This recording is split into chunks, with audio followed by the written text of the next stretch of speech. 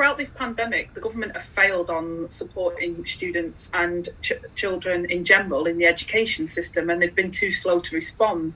They've now come up with this algorithm, which is deeply flawed for the A-levels, which needs to be fixed immediately before next week's GCSEs. But for these A-level students that are absolutely devastated, because they've been, disproportionately impacted about the history of their school or the geographical area rather than their actual ability.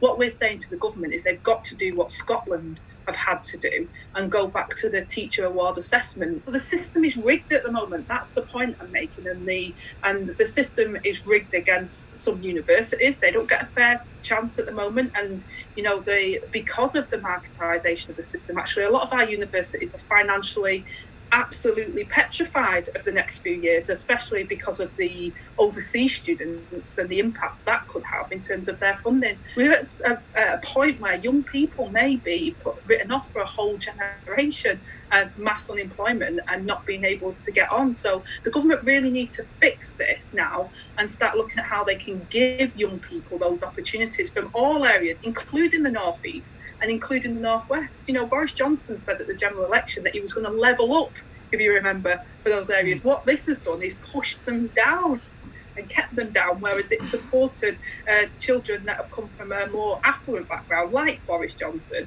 who just happen to go to a private school that gives them a leg up. That's not fair. That's not what he promised to the people of my constituency and the people of the North West and the so-called red wall seats across this country. So he has to do the right thing by these young people and give them a fair crack at it. That's all I'm asking for, and that's all the parents want, and that's all these kids want. Measure me on my results, not on the results in the history of my school or where I come from. And I think that's a fair thing for young people to expect.